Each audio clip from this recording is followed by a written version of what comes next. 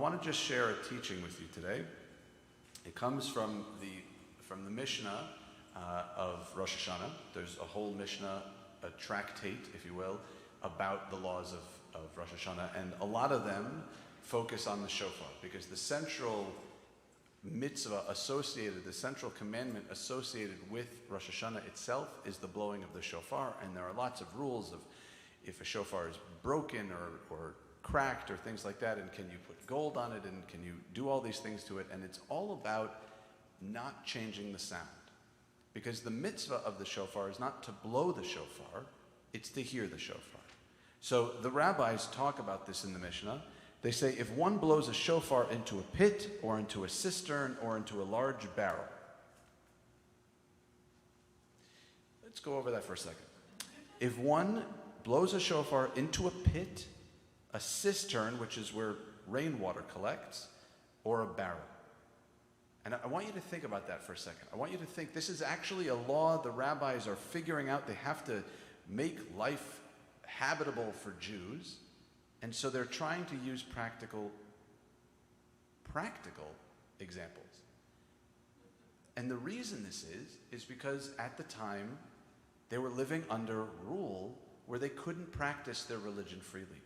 And so people were hiding in pits or caves or cisterns and all of these different things. And to blow the shofar was something that in some times was forbidden.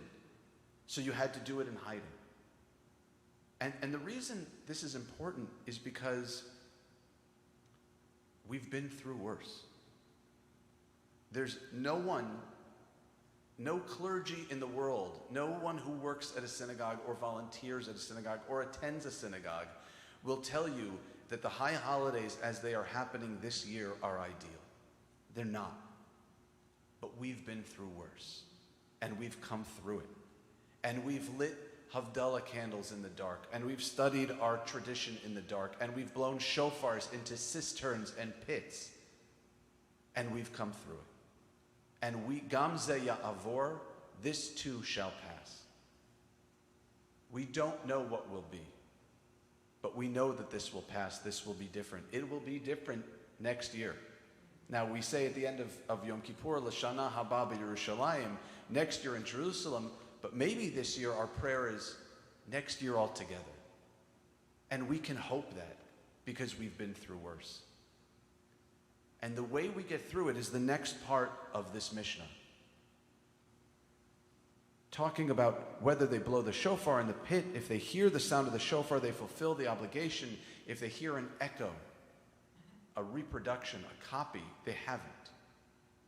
Similarly, one who's passing by a shul, a synagogue, or whose house is next to a synagogue on Rosh Hashanah, or also, by the way, Megillah on Purim, but that's different. If somebody is passing by a house of prayer, if somebody is passing by a shul, and they hear the shofar, the way we determine whether or not they have fulfilled the obligation is whether they take a pause, whether they're mindful for just a moment and understand what it is they're hearing.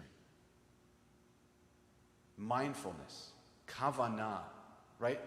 It's great that we know about mindfulness and the power of meditation and all these things and mindfulness-based stress reduction and all of these great innovations.